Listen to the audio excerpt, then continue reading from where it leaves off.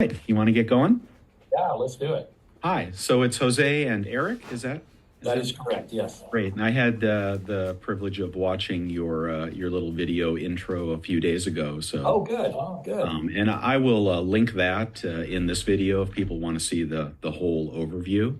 Oh, awesome. But for those that don't watch that, do you want to give a 2-minute intro into your background and Sure. how you got into this? Yeah, so I started a couple of years ago, and the reason was simply because being younger, I was always eating restaurants, spending money, buying random things, and I actually came across a video called From Two is One, that he was just saying the same thing with regards to, hey, what if you didn't go out and eat dinner and you actually like bought a piece of gold or silver, and that's like your savings? Like you're still spending money, but you're saving at the same time. So it got rid of that itch of spending where I just hoarded it. And I was able to like save up money much faster through precious metals. That's how I got into it, completely myself. Yeah. So you probably saw from our other video that I've been in the investment world for quite a long time. And, I'm the guy that started stock trading on the internet back in the early 90s. Wow. So I've been dealing with markets a long time. From there, sold the business actually to Morgan Stanley, then worked in New York, actually at Two World Trade. I left a year to go back to Silicon Valley to run another company before the bombing. But obviously I had many friends and, people there. But Morgan did an amazing job. I think only 6 people died from Morgan Stanley during that whole event. And yet they were the largest tenant of all the towers. So that was really a guy named Rick Riscora, I believe was his name. He literally saved everyone's life. Amazing story. Its own right. Incredible. But anyway, Rick was a friend of mine, somebody who would come advise us, like, if this happens, this is what you do. They were lucky because they had that bombing in 93. Yeah. And so that kind of gave them this idea, wait, bad things can happen, And so anyway, I've been in the investment world for a long time. I was typically more your stock market type investor in terms of diversifying my portfolio by using precious metals, but more through other means, like ETFs or futures or things like that. And I'd say roughly around maybe the beginning of last year, I started to get really interested in actually holding the asset, or at least having it in a vault that I have control over, And that really led me to look at this as a marketplace, look at it as a kind of from a business standpoint. I just felt like there was an opportunity to do something unique in the space. Met Jose, actually bought metals. I think I bought a monster box of silver from you, almost to start, which is fairly unique in this market, But and then some buffaloes and things like that, and just got really excited about actually holding metal. I'd never done it before, It's kind of, you've experienced it, right, for many years, so kind of crazy like that. But I just got really excited about, and then we started talking about opportunities.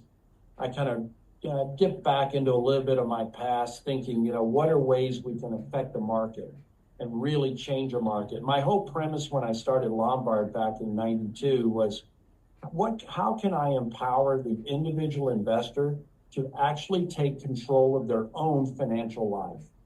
And back in those days, everything was controlled by stockbrokers and institutions, and I wanted to put it in the hands of the individual. And gold and silver, these markets are kind of ahead of the curve in that, right? I mean, people could take possession of physical assets long before we could do it in the markets per se, in the stock markets, for the paper markets, if you will. But anyway, I looked at that and thought maybe there's ways we can even do that better. And that's what really led us to start Summit Metals. I see. And what took you from New York to Wyoming? Wyoming. So when we decided to start a precious metals business, we started looking at the different regulations from the states in terms of what's required. Wyoming is an awesome place to start a precious metals business, where in Utah, they don't really have the ability for one to set up an online marketplace or an online business for dealing with precious metals. For example, in their code, it says that if you were to buy something from me, I've got to fingerprint you, I've got to hold your metals for 15 days, I've got to report it all to a security database. That's the pawn shop license. Exactly. Right? They're treating like you're literally a pawn shop. And that's why we ended up incorporating in Wyoming, but our distribution center where we actually do the majority of our work is here in Salt Lake. And also to give context to like what Eric mentioned just now about some metals, recently we released the information on gold silver swap. And one of the things about the marketplaces that we have is the fact that when I was doing precious metals, I was buying a lot on social media and I didn't really like it too much. And it was really hard. And his background in the stock trading, it was like a really good click together. Yeah. Yeah, and we have a few questions about gold silver swap, but before we get into that, is your conglomerate any bigger than that? Do you only have the one subsidiary? Are there multiples? Are you owned? So we'll share. Yeah, so we'll share some things with you, but we are set up in LLCs. The two we basically have three. We have a distribution company, which operates here out of Utah. Then we have the Summit Metals, which is incorporated in Wyoming, and then Gold Silver Swap, which is also incorporated in Wyoming. And we have some other things we're going to be doing. We're not really ready to release that quite yet, but it's kind of periphery to the space that all kind of, melds into the same pot, if you will. Well, I think we stackers hope that you're not gobbled up by the giant battleship like so many good outfits have been. Yeah. If that's part of your plan, I certainly understand. No, not really. What's funny is I kind of been there, done that. When Morgan Stanley bought my company and stuff, I thought that I was going to get to run the business and really blow it up. I'd won Barron's Best Online, 5 years in a row against Fidelity, Schwab, E-Trade, Ameritrade, all the guys out there. So I knew how to win, but what happens is as soon as I got in there, Morgan Stanley looked at my little thing with, 500 or 600 employees like a little baby business compared to, this giant investment bank. And within I'd say about 3 months, Phil Purcell, who was the CEO, he actually flew out to see me in San Francisco, which is where I was operating. And he said, hey, I like what you're doing. There's a lot that we need in our business that you're already doing in yours, and I need you to come to New York. And that's how I ended up there. And once that happened, everything that was happening with Lombard just kind of got ignored almost. It's kind of weird how big companies do that. They just assimilate, kind of like the Borg. They just kind of assimilate you and everything moves from there. So and the more successful you are, the more likely you are to get fired very, very soon. Yeah, exactly. Yeah. I watched as a case study Provident Metals, and I know they were taken over, I think, by JM Bullion, but used to be a fantastic little company, and this borders on a question I have as well. And then JM Bullion took them over, and it's basically a mirror of JM Bullion now with very, very little, creative, authentic new offerings. They used to put out custom offerings, custom designed, low mintage things like the Zombuk series and so forth. It was just a wonderful little opportunity to get into bullion with a small premium that had big, high potential in the aftermarket. And they gutted that. It really was hard to watch a good outfit go down like that. Yeah, I do wonder how they differentiate between all the different entities, right? I mean, at one level, they're competing against each other, right? And yeah, well, when you check the prices like I do every day, you find they're similar, right? So that's fine. It's still a good outfit, but all the creativity has been lost. I imagine the management team was lost as well. I don't know. Yeah. I wanted to get into some of the questions because my subscribers were very kind to ask a bunch of questions. Sure. And feel free to answer any that you like, and don't answer ones that are maybe not perfect. But would that be okay? Absolutely. Let's go. Okay, and I'm going to do some of theirs and some of mine. So let me just start at the beginning. I'm going to start with their questions. Ask Summit Metals about the fees for their new service gold silver swap and how it will work. Also, there is talk about a verification service. Yes, so we have been in development on a gold and silver marketplace since April of last year. We have a pretty substantial development team that's been working on this. It definitely taking some of the cues I learned from doing what I did in the stock market. I think there's a real opportunity for bullion in particular to drop the spreads dramatically. And I think there's also an opportunity to, of course, serve the numismatic and the other communities that are there as well. So we recognize that there's a couple of things that have to happen. You have to provide anonymity. Just like you said, you don't want someone to know this is the buyer, this is the seller, so everything will happen through some form of a name that's not your real name, if you will. And then we also felt like authenticity was very important. We put in kind of I guess I'd call it like a mini lab where we can test metals. And I'm not talking about, we have a Sigma machine. I mean, it goes beyond that by quite a lot. So we have the ability to do that. And then in terms of pricing, we are looking at a lot of different models. We haven't firmed it yet. We're kind of having those discussions as we speak, but I can just tell you it will be dramatically less than what people can do on the other marketplaces that are out there, the eBays of the world and places like that. So, and do you actually take possession of the metals and then forward them? Yeah, so we I love your feedback on that. We've looked at two different models, one where everything flows through us, is validated and then sent off, and one where things are allowed to go direct, and then kind of a hybrid of that, which is where you may be buying something, but you're a little nervous about it, and you elect to have it authenticated through us first, and then almost serving in a kind of a pseudo escrow before funds are swapped and then the product's sent out. So we're kind of looking at those models right now. We're not completely firmed up. I love the feedback of your audience to give us insights on kind of what would really drive them to feel comfortable in making transactions on that marketplace. And love your thoughts too. Do you have any ideas on that? Well, I've seen it done before, and anything that goes from consumer to consumer has got to be associated with a feedback rating. In other words, people with we have those, by the way. So you'd have to have a mechanism for giving feedback and right. Getting feedback, and then when they achieve a certain level of feedback, then you might trust that seller or buyer. Yeah. That we have, by the way. The feedback infrastructure is in there. So that's good. Well, I think that's half the battle. On that, I'm not sure. I think there are other outfits doing that as well, and I've never tried it.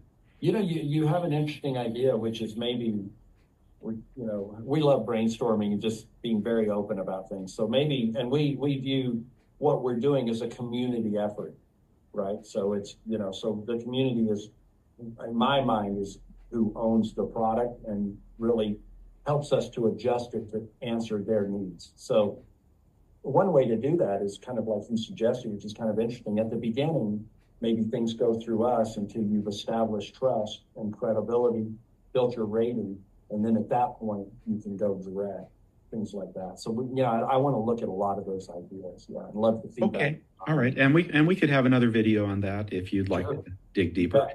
Let me get on to the next question, which is a pet peeve of all of ours, and maybe I'm the one beating the drum most on this because I have to go through 1,000 listings every morning. But it's the issue of the title of the listing and whether the coin is BU, AU, or impaired, and why dealers don't put that in the title. And when it's not in the title, then you search down, and a lot of times you find out it's an impaired coin, or maybe it is BU, and they just didn't put it in the title for some reason.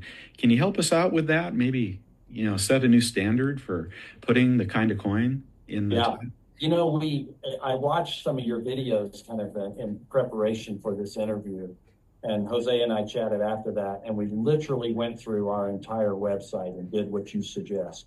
If you go there now, you will see things are listed as BU. Part of the reason, just so you understand why we didn't do that, is because everything we had was BU.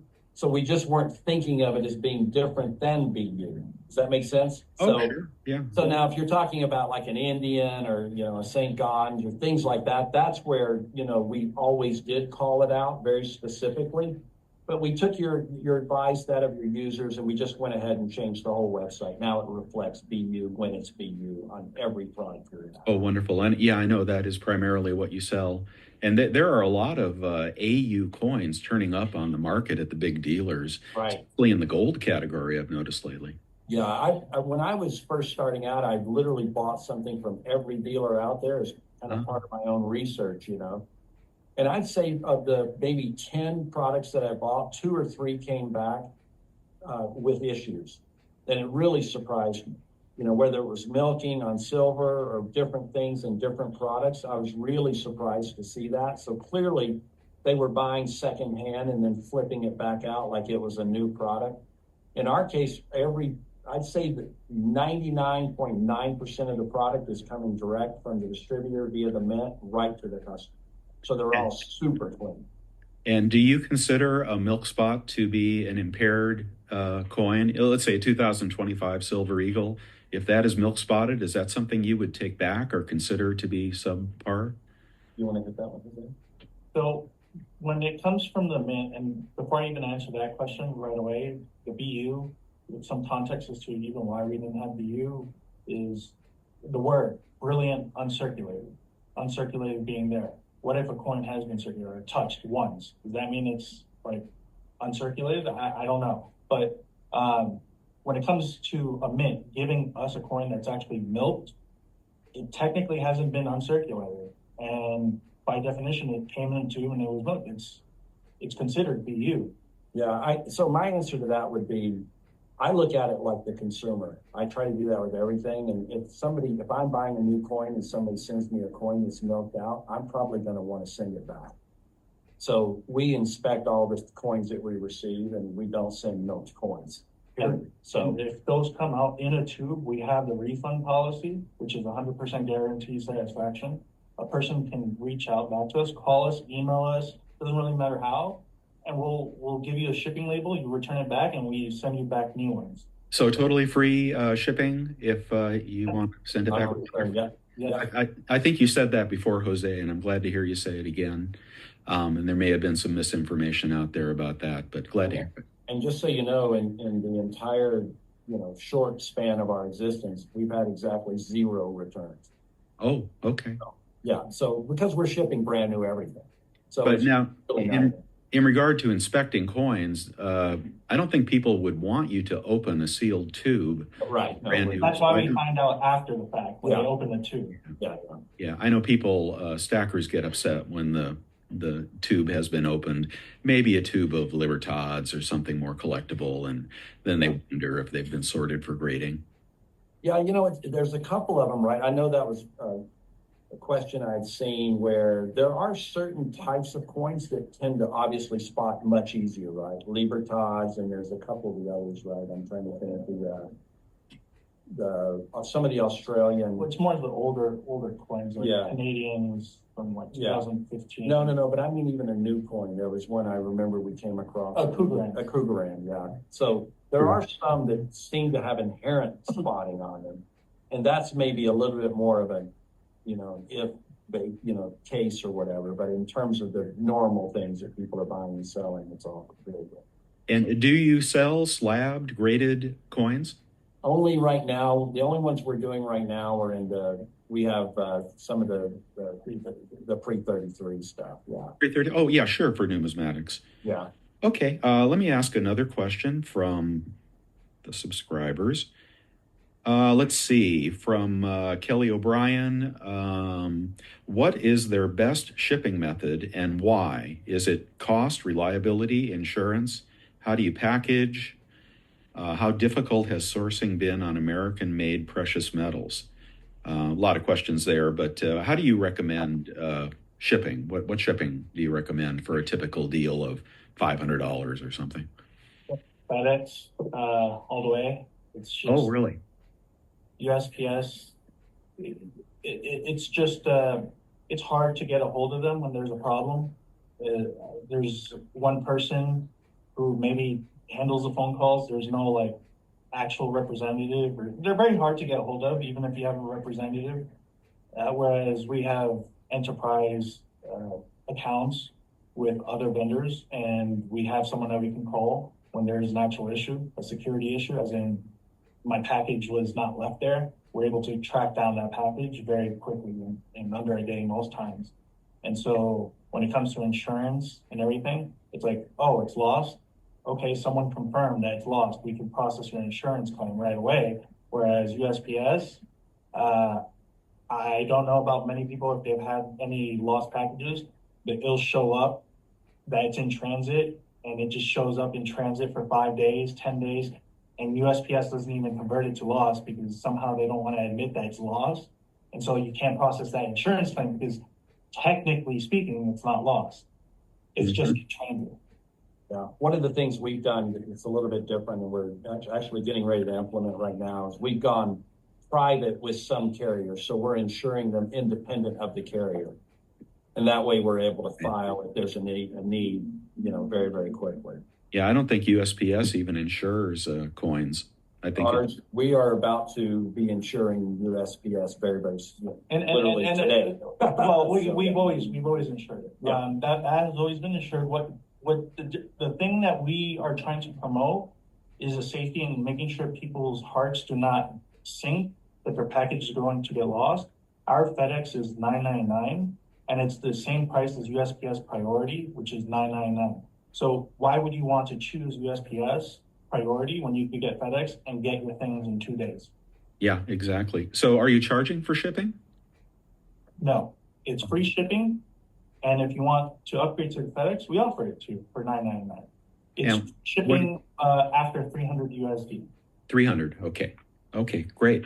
And of your packaging, how demanding of resources and materials and labor is that for your packaging? Do you put a lot of effort into that?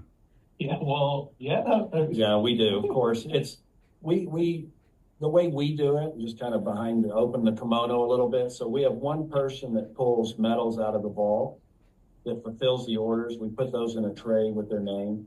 Then from there, it goes to another person who's secondarily checking to make sure everything that we think is there is there.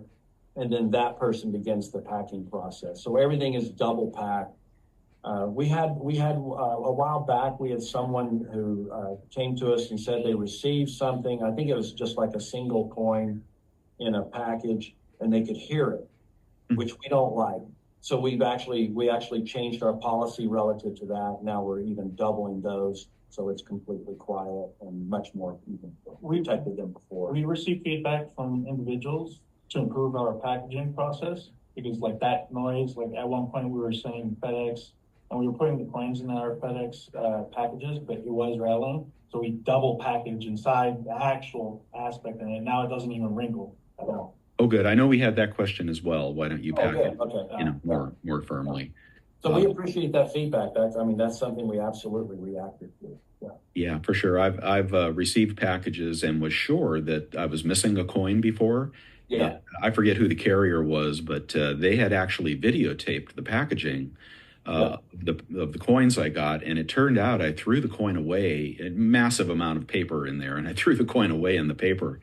And wow. I was completely wrong, but they proved it. They had a video. We videotape all of our packing as well. Oh, so. Smart. Okay, let me move on to another question. Well, I saw it in your video about spot price that you use accurate spot price, and you don't use the futures market as many other carriers do that inflates the price of the coin. I didn't see your spot price as exactly equal to Kitco Ask. It's like a nickel more or something. So, but are you trying to use Kitco Ask as your? We don't use. I mean, they're obviously sourcing it from somewhere themselves too, right? So I'm not sure why they're always viewed as the perfect answer, but we pull from a few places. We pull from a few of our distributors what their indicating spot is. We do take a look at the futures market just to make sure we're not out of skew, with something like that. But by and large, it's very, very close to what you'll see on Kitco. Sometimes a little more, sometimes a little less. It varies just kind of how the market's moving and how quick one of us are pulling the data. Good to know. And, I've analyzed that before on the dealers that are well above Kitco Ask. And the answer is the futures market, right? But then when futures go into, contango or whatever, and it's like somehow the price doesn't come down. Now, here's the issue we struggle with is that you'll see a lot of dealers say, spot plus X, spot plus $1, spot plus 35 cents. Of course, it's really not spot plus 35 cents. It's their idea of spot plus 35 cents. So that to us just came across so disingenuous, but it was very difficult for us from a marketing standpoint because we felt like it was very much confusing the end buyer, and maybe purposely so. Oh, I agree. It makes me crazy. It's challenging when you see like a competitor saying, "Oh, we're selling this at spot," but then yet their spot price is like $20 over what the real spot could be. Yeah, and it's like, is it really at spot? I don't know. Yeah, and you're doing a great job with the pricing, and you really have come on the scene very, very heavy here, and a lot of good prices. And I was going to ask you about your buyback prices. And then someone alerted me, you post that in the listing. You've got a buy price right under the picture. And they were pretty good. Yeah. Which is, every stacker's lament that, when they go to sell, they're going to get ripped off, $2-3 under spot. And I'm happy to see that. What are the parameters of your buying back? What do you offer insured labels? Is there a fee on top of that? So that one is, you have two options. You can ship it to us, whatever method you want, or you can just ask us for an insured label, which we'll give to you, and we'll deduct it out of your total proceeds, correct? And that's really it. Once we receive it, we inspect it. I know our competitors sometimes receive it, and then they could wait like a whole week before they even respond and pay back. But we check it in within 48 hours. And we offer you 3 ways to pay you. A check, and you just wait for it to come through post mail, ACH, which you'll get within 2 to 3 days, or a wire. Of course, if you ask for a wire, it'll incur like a $30 fee just to pay for the wire fee, but that's about it. Okay, wonderful. Well, I'll have to check that out. I have used JM Bullion many times, but their prices have gotten so low that virtually nobody sells there anymore. Yeah. Let me go on to another question. This is about security wrapping your bullion in the FedEx envelope. So you've improved your shipping practices. Yeah. Double box would be great. I don't know. There are a lot of questions about your wallet. Your 1 gram, I guess you don't have the right number of slots in it or something? Well, so first off, no one else in the industry even has a wallet. Start from there, right? And you gave it away for free as well. Well, we do in a lot of cases. A lot of times we don't promise it, but a lot of times if we see a new customer buying their first 10th ounce of gold, we think it's pretty awesome to include a wallet sometimes. We'll put it in the wallet, send it to them. They can see what it looks like. It's a much safer way to not lose it. It is metal, it clicks. So you can it stores quite nicely. Yes, it has our logo on it. And it fits pretty much, I think pretty much without exception, all the 10th ounce. Where we run into a little bit of trouble is with the gram wallet. Mm-hmm. We originally designed it. Jose's, by the way, this was entirely his idea. Give him 100% credit for this. But it was originally designed for the Scottsdale 1 gram bar. Mm-hmm. It just happens to fit a number of other bars. One it doesn't fit so well is like the Combi, and there's a few that don't fit. It's hard to make. If you want it to be tight where it'll secure the asset, you have to make a choice of which one you're going to use, right? And in our experience, most of the Combis are coming in assay anyway. Right. They don't really need a wallet, where some of these truly do. I mean, you've seen how small a gram of gold is. It's so dang small. It's really easy to lose. And even to give context, just because we're here in the interview from all those folks, is the Valcambi versus Scottsdale. I've owned Valcambi. They make theirs thicker, but less wider and height-wise, whereas the Scottsdale is very thin sheet, so it makes it look bigger. So I prefer the Scottsdale because it looks like you own more gold. It's just a visual thing. Uh-huh. Yeah, I like those myself. We had a lot of people over Christmas, like a lot of grandfathers buying them. And it was kind of a way to start their kids or their grandkids in collecting precious metals, which we thought was awesome. It wasn't really our idea, but we saw people doing it. They'd buy 4 or 5 wallets with like a single coin for each wallet.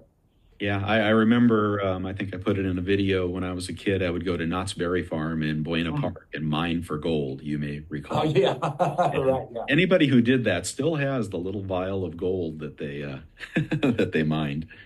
You see this? Uh, I mean, do you see this? yeah, yeah, I do. I picked that up at the U.S. Mint in Denver.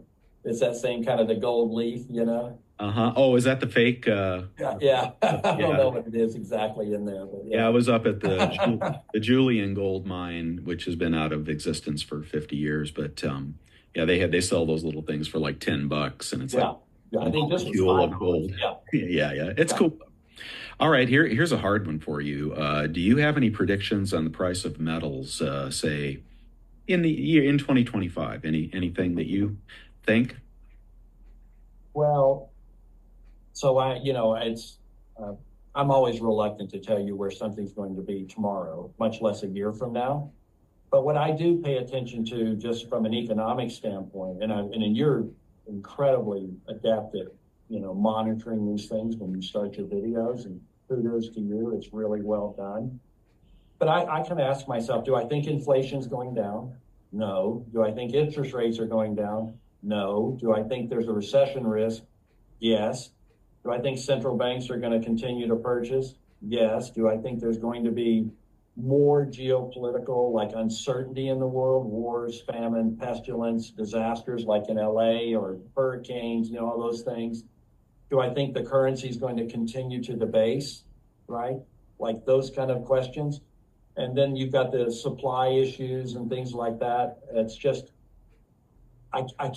for me, it feels like gold's a really good place to be right now. Do you believe that COMEX and LBMA is running low on inventory?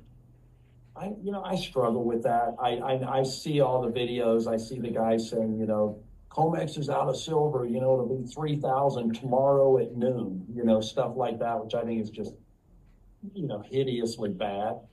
But I do think that the markets, I think you've made this point, and I completely agree with you. We often think that what we're doing is moving these markets, and we're just absolutely tiny, right? Right. Compared to the big plays that are happening out there in the metals.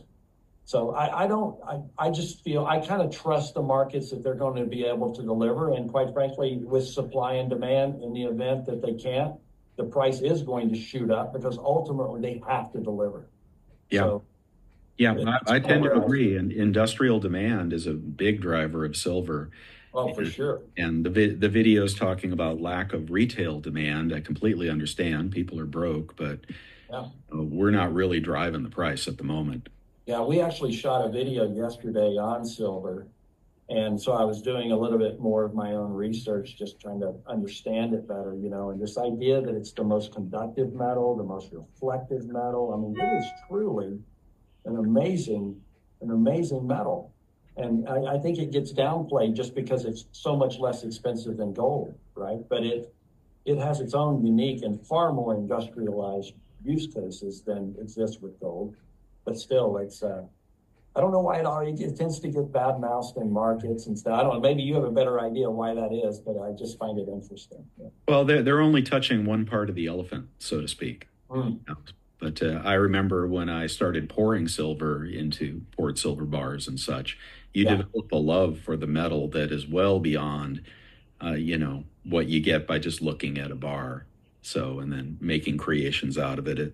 It is truly remarkable. It could be silverware at one moment. It could be a bar, then it could be a tea set, and then it could be melted 1,000 times. And Right.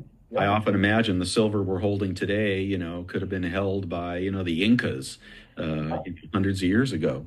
It's the ultimately recycled product, right? I was actually on the phone yesterday with a fellow that owns a mint, and we were talking about, high carat, particular like high carat gold, 24 karat gold, and high carat silver, like pure silver.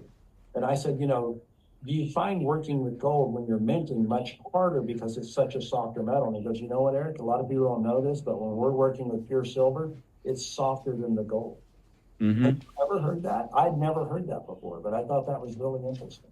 Yeah, I've never poured gold. I think the loss would be, catastrophic every time. Painful, yeah. One drop doesn't come out of the crucible, but I have poured copper, and that is a real bummer to try to make that melt.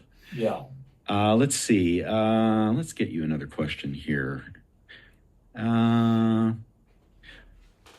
already talked about what's next. Will you be producing any proprietary series of silver bars, like I mentioned Provident used to do? Any kind of limited run bars or something interesting?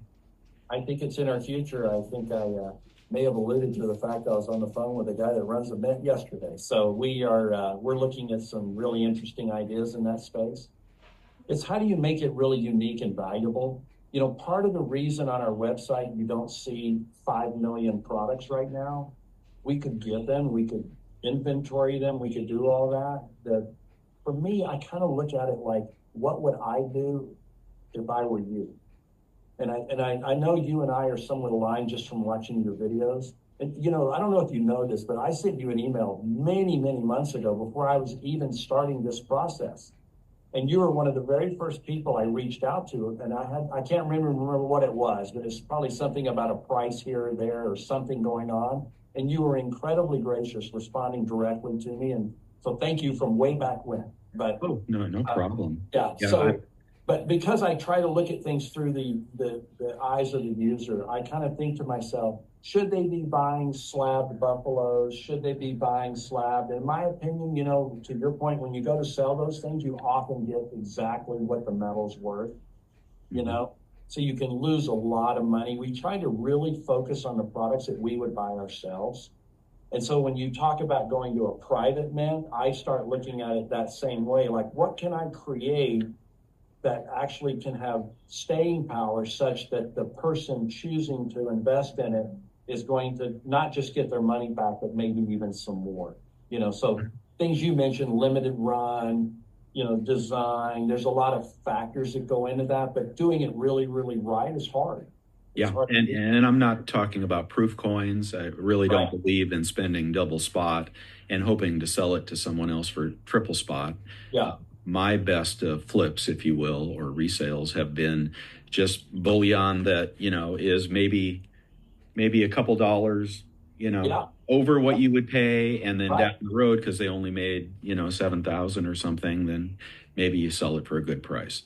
And to give even more context to that, it's just like, just recently someone came and sold us a bunch of 1 ounce Scottsdale Vortex back. We offered them $1 over spot. And the response I got from the customer was like, wow, you're paying so much more for the silver that I could get anywhere else. I was a little bit perplexed by that response, because for us, it's like, we're selling the things that we want ourselves. Why would we give you something under spot for something that is sold at a premium? You should get your premium back. Yeah, well, that's very fair of you. Let's see. And one of the other things with limited mintage bars is when you say there's a mintage or there's a timeline where you're going to stop making them, you have to do it. Yeah. What happened to Provident? Provident, said one thing and then did something else. And you can tell the management's not there. The integrity's not there on their new Zombuk series. Everybody thought it was going to be great, just like the old one, and turned out they kept selling it for a year instead of closing the mintage on it. Does it matter to you that it's serialized? No, I think as long as the mintage is limited in some meaningful way, no, doesn't have to be. And it doesn't have to be called out of what number of mintage you are. No, I don't. Proof coins, I think that often is nice, but for BU, bullion, no. Okay. And I don't care if it's a coin or a round or a bar. I think there's a lot of hubbub about, only buy coins, right? Right. And I actually, you can see that with the U.S. Mint with their release of the flowing hair. Mm-hmm. It was a round, and now it's selling for $5,000, right? Yeah. And these people that say, oh, you only should buy coins from the U.S. Mint. No, it has to do with the individual item and the desirability of it. I was actually one of those people in line that got locked out right when they shut down. Oh, sorry. Oh, well, did you get one? Well, yeah, I got a couple of the silvers, and I stupidly sold them. Yeah. And I did get the gold, and that I'm not letting go of. No, I ended up buying it secondhand myself. Did you get a privy on your silver? I never knew because I sold it sealed. Oh, really? Oh, wow. Yeah, Okay. so I sold them for $200. Yeah. Stupid It's kind me. of like in venture capital, they sell you can sell the reality or sell the dream, and often the dream pays more. So Yeah. yeah. Yeah, but I've learned over time not to hold on to stuff too long if you're trying to work your working capital in your eBay store. But Yeah, yeah. anyway, yeah, I lost out on that one. Let's see. Let me find another question for you, and I don't want to keep you guys too long. Oh no, it's great. Let's see. Okay, retail demand. We know it's low. How in the world are you making money? With your lower prices and low retail demand. Um, is this a good time to be in the market with stuff at nothing over spot? Yeah, I think it's tougher now for sure. I mean, definitely in October, November, even good part of December, we were definitely busier than we've been in January.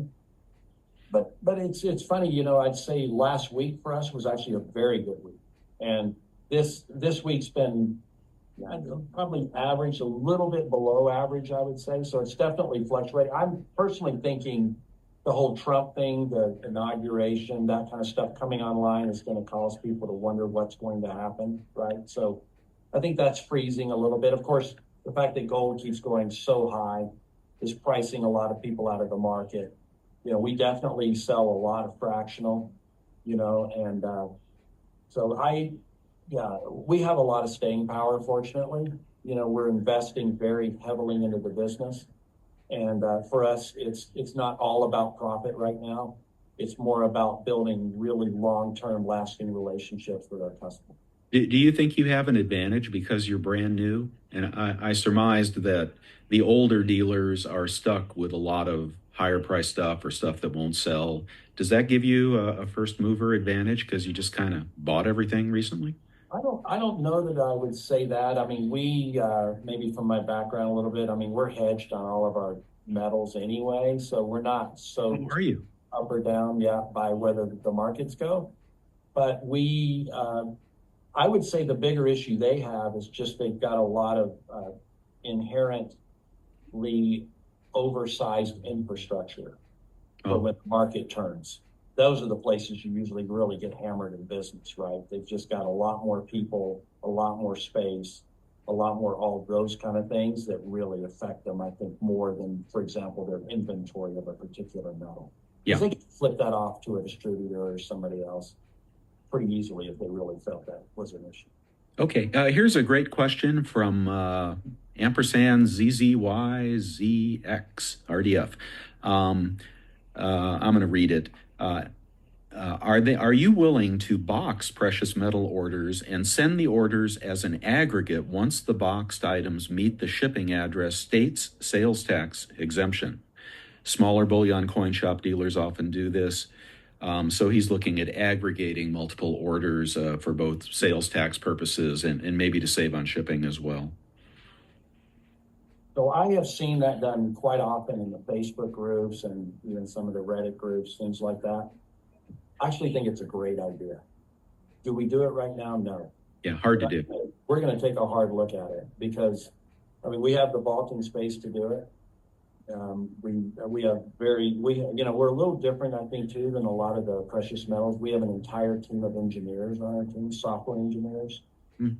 So we're selling precious metals, but in many ways we're a software company, in terms of the way we're trying to build ease of use and all that good stuff.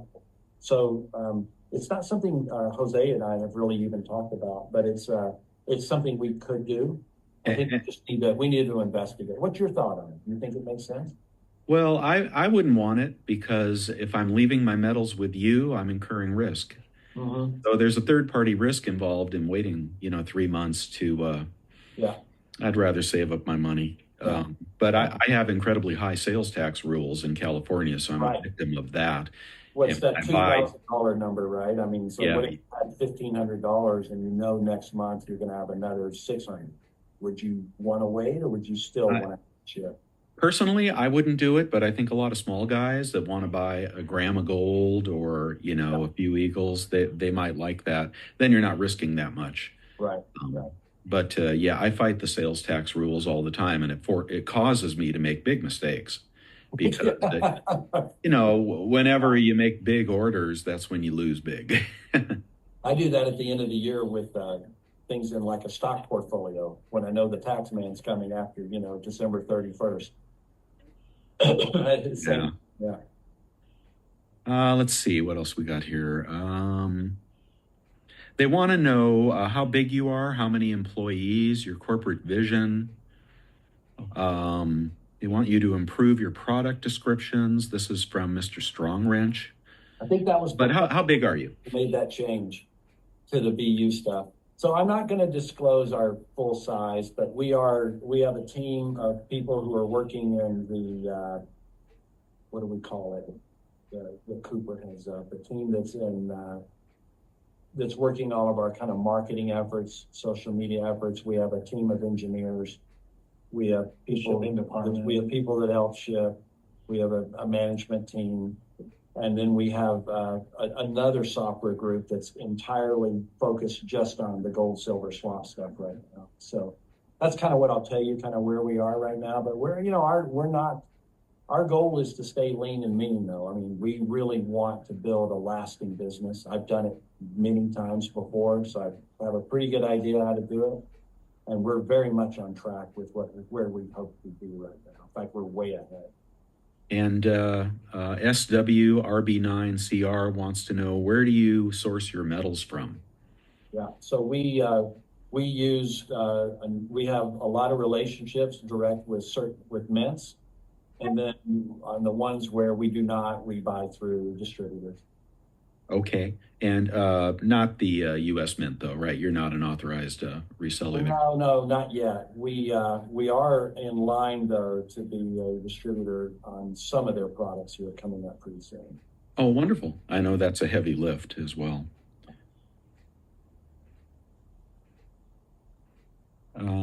And the other question I had was, and maybe you don't do this, but if you're buying Britannias or Philharmonics or some foreign sovereign coins, does the strong dollar help you to get a better deal? And is that why we often see those cheaper? Or are you just buying from U.S. distributors? We're buying right now just from the distributors. That may change very soon. At the end of this month, I'm in Berlin, Germany at it's the what do they call it? The coin show. It's not really the coin show. It's the Money. Yes, the Berlin Money Fair is what it's called. It's in Berlin, and it's the big show for all the, if you will, big shots in precious metals. Right. I remember those. I used to buy the Berlin Pandas and Oh, right. Yeah. like that. Yeah. But boy, they were pricey coins. So that's for us being as new, being newer. That gives me an opportunity to really go in and shake hands and develop relationships with a lot of these other mints. We've dealt with, Germania. We obviously deal with the coins you just mentioned, the Philharmonics and all that stuff. But most of that we can buy right through the local distributors here. But for us, it's always better to have a direct relationship. Oh, wonderful. Maybe my final question. Are you looking forward to the 2026 release from the U.S. Mint of the next in the series of the historic coins? Are you guys? Yeah. We're all pretty excited about that here. But yeah, I am too. You're not really that jazzed on it. Nah. It's kind of not his thing, but I'm all about just stacking, right? Yeah. Just all But I am. So look, I'm not a numismatic guy per se, but I have definitely gone out and bought, like the cowboy, the flowing hair, all those kind of commemorative type coins, like those gold coins. I think they're freaking amazing. Mm-hmm. So I can't wait for this to come out. I'm really curious, when you have the backdrop of all the palette of what they can choose to make as part of this set. They haven't disclosed it that I'm aware of. Oh yeah, they have. Oh, they're saying exactly what it's going to be now? Yeah. There was an interview with Ventress where she disclosed what they'd be re-releasing. I can't recall them off the top of my head, but yeah, they're going to do them. Yeah, I'm psyched. I'll absolutely be in line for that. And hopefully not a $4,000 1-ounce piece of gold, but you know. Well, I'd be very shy. I mean, if they do the St. Gaudens and things like that, how's it not going to be somewhere near there, right? Yeah, they will. So yeah. Do you guys have any questions for this audience that you want to ask them, or any final comments you want to make? No, I would just suggest that thank you very much for having us. We're super pleased to speak with you. I told you, you played a meaningful part in my journey into this space. I really appreciate what you do. We try to be very direct and honest in how we run our business. We think the customer matters most.